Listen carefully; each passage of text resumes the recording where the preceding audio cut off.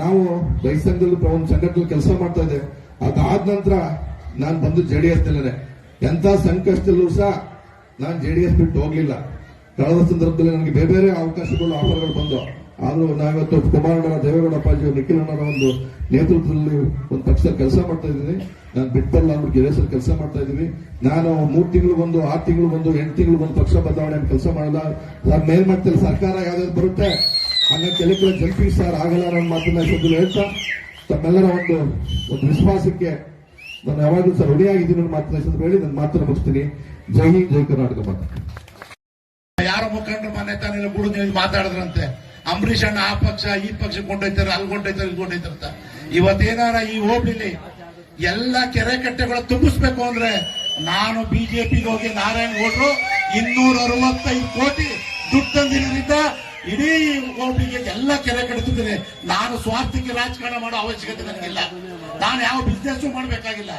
ನಾನು ಯಾವುದೇ ಪಕ್ಷಕ್ಕೆ ಹೋದ್ರೂ ಈ ಗ್ರಾಮಗಳ ಅಭಿವೃದ್ಧಿಗೆ ಹೋಗ್ತೀನಿ ಹೊರತು ನಾನೇನು ವೈಯಕ್ತಿಕವಾಗಿ ಹೋಗೋ ಅವಶ್ಯಕತೆನೂ ಇಲ್ಲ. ದಯಮಾಡಿ ನಾನು ಇದು ರಾಜಕಾರಣ ಸಭೆನೂ ಅಲ್ಲ, ಹೆಚ್ಚು ಮಾತಾಡ್ಲಿಕ್ಕೆ ಹೋಗಲ್ಲ. ಈ ವಿಚಾರವನ್ನ ನಾನು ಮೊನ್ನೆ ಯಾರೋ ಗುರುಗಳು ಹೇಳೋರಂತೆ, ಪಾಪ ಪುಣ್ಯಾತ್ಮರು. ಅವ್ರು ಎಲ್ಲಿದ್ರು, ರೈತ ಸಂಘಕ್ಕೆ ಹೋಗಿದ್ರು, ಬಿಜೆಪಿಗೆ ಹೋಗಿದ್ರು. ಆಮೇಲೆ ನಾವೇ ಕರ್ಕೊಂಡ್ಬಂದು ಜನತಾದಳ ಕರ್ಕೊಂಡ್ಬಂದು 15 ವರ್ಷದಲ್ಲಿ ನಾವು ಜನತಾದಳದಲ್ಲಿದ್ದಿ. 10 ವರ್ಷದಲ್ಲಿ ಬಂದ್ಮೇಲೆ ನನಗೆ ಪಾಠ ಹೇಳ್ತಾರೆ ಅಂದ್ರೆ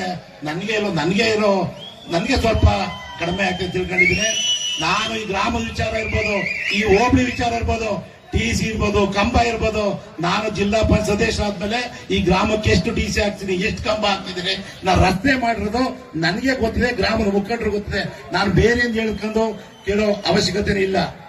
ದಯಮಾಡಿ ಇವತ್ತು ಆತರ ಏನಾರ ಇದ್ರೆ ಎಲ್ಲಿ ಬೇಕಾದ್ರೆ ಅವ್ರ ಚರ್ಚೆ ಕರಲೇ ನಾನು ಬಲ್ಲಿ ಸಿದ್ಧನಾಗಿದ್ದೀನಿ. ನಾನು ಪಕ್ಷ ಬದಲಾವಣೆ ಮಾಡೋದು ನನ್ನ ಹೋಬಳಿಗೆ, ನನ್ನ ತಾಲೂಕುಗಳಾಗಲಿ ಅಂತ 265 ಕೋಟಿ ತಂದೆ ಯಾರು ಕೂಡ ಈ ಕೆಲಸ ಮಾಡ್ಲಿಕ್ಕೆ ಸಾಧ್ಯವೇ ಆಗ್ತಿಲ್ಲ. ನಾನು ಘಂಟಾಘೋಷವಾಗಿ ಹೇಳ್ತೀನಿ, ಮಾನ್ಯ ನಾರಾಯಣಗೌಡರು, ಯಡಿಯೂರಪ್ಪನವರು ಜೊತೆಗೆ ವಿಜಯೇಂದ್ರಣ್ಣವರು ಅವರ ಕೃಪಾ ಕಂಡಾಕ್ಸ್ತೀನಿ. ಇವತ್ತು 62 ಕೆರೆ ತುಂಬಿಸುವಂತ ಕೆಲಸ ಇತ್ತು. ಕ್ಯಾರೇಜ್ ನೀರು ಕಡಿಮೆ ಆಗಿಲ್ಲ ಅಂದ್ರೆ ಈ ಗ್ರಾಮಕ್ಕೆ ಕೆರೆ ತುಂಬಾ ತುಂಬ್ತಾ ಇತ್ತು ಅಂತ ಹೇಳ್ತಾ ಕರೆದೆ.